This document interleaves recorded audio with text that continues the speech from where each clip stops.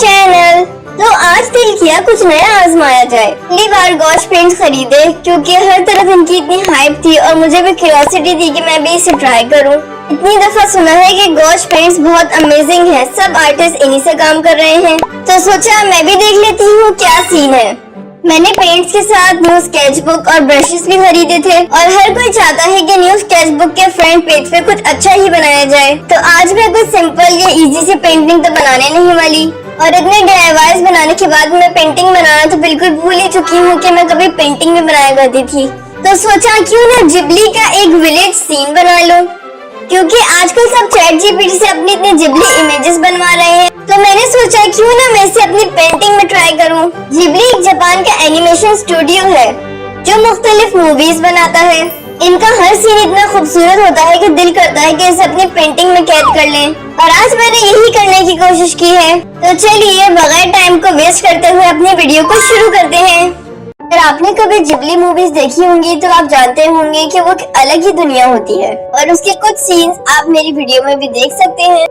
अब इसी वाइब में अपने न्यू स्केचबुक की ओपनिंग करते हैं। ये है मेरा नया स्केचबुक, बिल्कुल फ्रेश अनटच्ड, जैसे फ्रेश कैनवस हो जो एक नई दुनिया के इंतजार में हो, और इसकी ओपनिंग में आप सबके साथ ही कर रही हूँ। न्यू आर्ट सप्लाईज की फीलिंग ही कुछ और होती है। ये है आज की वीडियो की मेन चीज। आज मैं पहली बार गॉश पेंट्स यूज करने जा रही हूँ। छोटी छोटी ट्यूब्स ली है सिर्फ ट्राई करने के लिए, लेकिन बहुत एक्साइटेड होने यूज करने के लिए, और इस वीडियो में आपको इसका कंप्लीट रिव्यू दूंगी कि मेरा एक्सपीरियंस कैसा रहा। अगर आप सोच रहे हैं कि हमने तो सबको कोई और गॉश पेंट्स यूज करते देखा है, तो ये उसी का मिनी वर्जन है। और ये है मेरे नए होपिंग ब्रशेस, ये मेरी इमेजिनेशन के साथ अच्छा बिहेव करेंगे। Now let's begin. ये है इसका फ्रंट पेज, और फ्रंट पेज पर ही इतनी अच्छी पेंटिंग बनी हुई थी हॉर्स की। इसके पेजेस इतने स्मूथ थे कि मुझसे बिल्कुल भी वेट नहीं हो रहा था कि मैं जल्दी से इस पे पेंटिंग स्टार्ट करूं। अभी नीचे कमेंट करके बताओ कि आपको मेरी DIYs वाली वीडियो ज्यादा पसंद है या पेंटिंग्स वाली। तो यहाँ मैंने नॉर्मल सी बेसिक सी पेंसिल ले ली है, क्योंकि पेंटिंग बनाने से पहले स्केचिंग बहुत बहुत बहुत जरूरी है। और यहाँ मैं एक जिबली का विलेज सीन बना रही हूँ, और ये है मेरे ओन DIY स्केल। इसकी वीडियो पे आपने बहुत बहुत ज्यादा प्यार दिया है, तो उसके लिए आप सबका बहुत शुक्रिया। जरूरी नहीं है कि आप जिबली आर्ट में शक्लें ही बनाओ, आप शक्लों के अलावा कोई भी नेचर का सीन या सीनरी भी बना सकते हो। और जहाँ तक मैंने नोट किया है इसमें कलर्स डल होते हैं, ड्राइंग में वक्त लगेगा, तो let's do a little magic.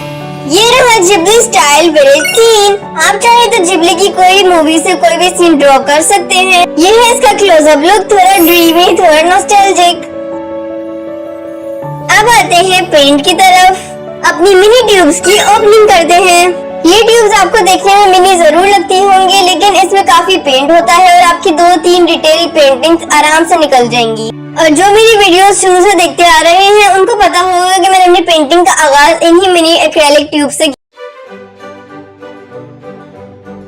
Purple paint में व्हाइट पेंट ऐड किया और फिर येलो पेंट मिक्स किया, और इससे एक यूनिक डल कलर बन जाएगा। और अब पेंटिंग शुरू करते हैं। मैंने पेंटिंग हाउस से शुरू की। पहला स्ट्रोक लगाते ही मैं चौंक गई। ये तो बहुत वाटरी है, बिल्कुल अनएक्सपेक्टेड। शायद मैं एक्रेलिक की आदी हूँ, इसलिए हाथ संभालना मुश्किल हो रहा है, और उसका टेक्सचर मुझे बिल्कुल वाटर कलर्स की तरह ही लग रहा था। मेरी एक्सपेक्टेशंस इन पेंट्स को लेकर बहुत ज्यादा हाई थी, लेकिन ये यूज करने के बाद मेरी सब एक्सपेक्टेशंस खत्म हो चुकी हैं। हो सकता है किसी और का एक्सपीरियंस इसे यूज करने के बाद अच्छा, लेकिन मैं आपको अपना ऑनेस्ट रिव्यू दे रही हूँ जो कि मैंने एक्सपीरियंस किया। मैंने इसका क्लोजअप लुक भी लिया ताकि मैं आपको करीब से भी दिखा सकूं। अगर मैं समझाना चाहूँ तो ये है कि जब मैं पेंट का एक स्ट्रोक लगा रही थी तो वो बहुत जल्दी ड्राई हो रहा था। सेकंड स्ट्रोक लगाने पर वो नीचे लाइट, ऊपर डार्क और अजीब सा शेड दे रहा था, तो आपको 2 से 3 कोट देने पड़ेंगे। ये रहा लाइट ब्लू पेंट, और इसमें मैंने ब्लैक को मिक्स किया। मुझे लगा डार्क ब्लू पेंट इसमें नहीं है, तो मैंने सोचा चलो ब्लैक में लाइट ब्लू मिलाकर डार्क ब्लू बन जाएगा, लेकिन सरप्राइज, वो डार्क ब्लू नहीं बना बल्कि ग्रे बन गया। खैर जब ग्रे बन गया तो मैंने सोचा जहाँ ग्रे करना है वहाँ पहले ग्रे ही कर लेते हैं।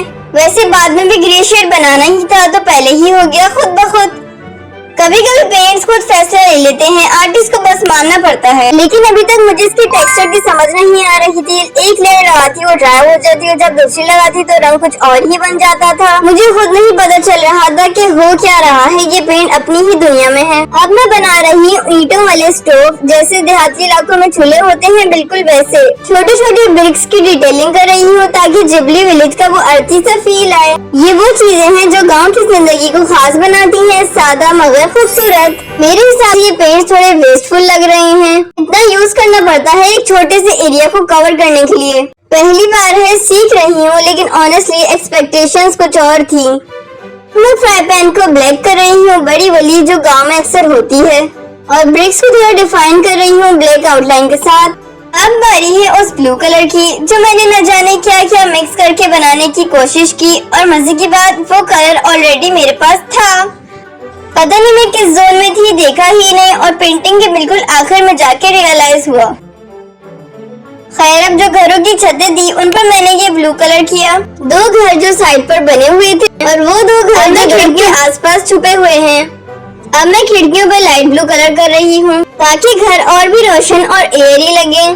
छोटी छोटी खिड़कियाँ जैसे गांव की किसी शाम में ठंडी हवा दे रही हो। अब मैं बैकग्राउंड के कुछ हिस्सों पर यही लाइट ब्लू पेंट कर रही हूँ, खिड़कियों की लकड़ी पर ब्राउन पेंट कर रही हूँ। ये छोटे छोटे टचेस पेंटिंग को जिंदा कर देते हैं। उसी ब्राउन पेंट में ब्लैक मिलाया है एक शेड डार्क करने के लिए। उसी से आगे का हिस्सा पेंट कर रही हूँ।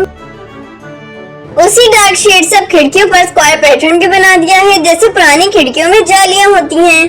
अब आखिर में खिड़कियों की आउटलाइन कर रही हूँ ताकि डिजाइन और भी साफ और नुमाया लगे। अब मैं ऑरेंज पेंट से दीवार पर शेड्स दे रही हूँ, जैसे पेंट उतर रहा हो और नीचे से ब्रिक्स नजर आने शुरू हो जाएं। अब ब्राउन कलर से ब्रिक्स की शेप बना रही हूँ ताकि वो अच्छी तरह इनहेंस हो और हर ब्रिक की डिटेल साफ दिखाई दें। अब मैं इस घर के सामने फेंस बना रही हूँ उसी ऑरेंज पेंट से, जिसे उर्दू में बाड़ भी कहते हैं। चूँकि पेंट से आउटलाइन सही नहीं बन पा रही थी, तो मैं ब्राउन मार्कर से आउटलाइन कर रही हूँ ताकि हर डिटेल साफ दिखाई दे। ये बाड़ सिर्फ लकड़ी का एक स्ट्रक्चर नहीं, बल्कि गांव की जिंदगी की झलक है। गांव में हर घर के बाहर ये बाड़ होती है, जो न सिर्फ हिफाजत बल्कि सेंस ऑफ कम्युनिटी को भी जाहिर करती है। और यहाँ मेरी पेंटिंग में भी ये बाड़ एक नए रंग, एक नई मीनिंग के साथ आ रही है। अब मैं दूसरे घर पर ब्राउन पेंट कर रही हूँ ताकि हर घर की टेक्सचर और फील थोड़ी मुख्तलिफ हो। अब मैं इस घर की खिड़की बना रही हूँ ताकि वो भी इस गांव के मंजर का हिस्सा बने। अब खिड़की में येलो पेंट से थोड़ी सी रोशनी दिखा रही हूँ, जैसे घर के अंदर से रोशनी बाहर आ रही हो। और अब इस घर का दरवाजा बना रही हूँ मुख्तलिफ ब्राउन शेड्स इस्तेमाल करके, ताकि गेट की टेक्सचर और डिटेल जाहिर हो सके। और साथ ही इस गेट पर ब्राउन शेड्स के साथ डिटेलिंग कर रही हूँ ताकि हर लकड़ी की रोशनी दिखाई है। अब मैंने कहा कि आप लोग को दिखाऊं, इस पेंट का सबसे प्यारा कलर ये पिंक कलर था। और डिफरेंट कलर से मैंने मुख्तलिफ कपड़े बनाए, जैसे गांव में हर घर के बाहर रोजाना कुछ न कुछ खुश्क हो रहा होता है। मैं कभी सोचती हूँ कि जो लोग गांव नहीं गए, उनके लिए गांव की हकीकत क्या होगी। क्या वो कभी जान पाएंगे कि वहाँ की जिंदगी कितनी सादा और पुरसुकून होती है। शहर की तेज रोशनी में हम सब ने गांव की खामोशी और उसकी कुदरती खूबसूरती को कभी नहीं देखा। जरा कमेंट में बताओ कि किस किस ने गाँव देखा है। अब मैंने कुएं पर सुखाए हुए पीले रंग का हे बना रही हूँ, जैसे गांव के खेतों में नजर आता है, जहाँ फसलें सुखाई जाती हैं। ये वो कुछ घास होती है जो जानवरों की खुराक के तौर पर इस्तेमाल की जाती है। ये आमतौर पर घास के पौधों को फसलों के बाद सुखाकर तैयार की जाती है। अब मैंने इसके बैकग्राउंड पे एक बड़ा सा दरख्त बनाया, जैसे गाँव के मंजर में होता है, जहाँ दरख्त सुकून और साया देते हैं। लाइट ब्राउन पेंट से इसकी शाखें बनाई और ब्लैक पेंट से इस पर शेड्स दिए ताकि इसमें मजीद डेप्थ और टेक्सचर आ सके। फिर मैंने एक राउंड रेड ब्रश लेकर दरख्त के पत्ते बनाए और बस डैप डैप करके डार्क ग्रीन और लाइट ग्रीन से शेड्स देंगे। अब मैंने साइड में घर के ऊपर कुछ पत्ते बनाए और कुछ पत्ते घर की खिड़की पर भी बनाए। अगर आप राउंड पॉइंटेड ब्रश इस्तेमाल करेंगे तो पत्तों की शक्ल बहुत आसानी से बन सकती है। और अब ये वो लम्हा था जब मुझे पता चला कि मेरे पास डार्क ब्लू पेंट पहले से था। अब मैंने पेंसिल से घरों पर शेड्स दिए ताकि इन पर शेडोज का असर नजर आए, जैसे सूरज की रोशनी से ये घरों पर पड़ रही हो। और साथ ही पेंसिल से पत्तों की आउटलाइन बनाई ताकि इनकी शक्ल मजीद वाज़ेह हो और पेंटिंग में डिटेल का इजाफा हो सके। अब मैं फ्राई पैन दिखा रही हूँ कि कुछ पक रहा है और नीचे आग चल रही है, जैसे गाँव की जिंदगी में होता है। और साथ ही ब्रिक्स बनाई और उस पर भी कुछ चीजें पड़ी हुई थी। स्टोव के साथ एक स्टूल भी पड़ा हुआ दिखाया। अब मैं घर के सामने रास्ता बना रही हूँ ग्रे ईंटों से, जैसे गांव के घरों के सामने कच्चा पक्का रास्ता होता है। अगर आप फ्लैट ब्रॉड ब्रश लेंगे तो ये रास्ता बहुत आसानी से बनेगा और बस सीधे स्ट्रोक्स देने होते हैं। अब मैं रास्ते के आसपास जमीन पर लाइट येलो ग्रीन शेड्स दे रही हूँ ताकि घास में सब्जा सा महसूस हो। साथ ही कुछ ग्रे शेड्स भी दिए ताकि जमीन थोड़ी और नेचुरल लगे। साथ ही मैंने कुछ पौधे और फूल भी बना दिए ताकि मंजर में थोड़ी रंगत और कुदरती खूबसूरती आ जाए। अब आखिर में आउटलाइन बनाएंगे, पॉइंटर इस पर चलेगा नहीं, इसलिए ब्लैक बॉल पॉइंट का इस्तेमाल बेहतर रहेगा।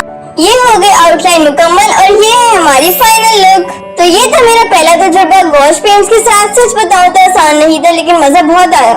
अगर आपको वीडियो पसंद आई तो लाइक करें, कमेंट में बताएं कि कौन सा हिस्सा सबसे ज्यादा आपको अच्छा लगा और सब्सक्राइब करना ना भूलें क्योंकि आगे भी ऐसे एडवेंचर्स आर्ट आती रहेंगी। मिलते हैं अगली वीडियो में, तब तक के लिए stay creative, stay awesome. Allah Hafiz. Thanks for watching.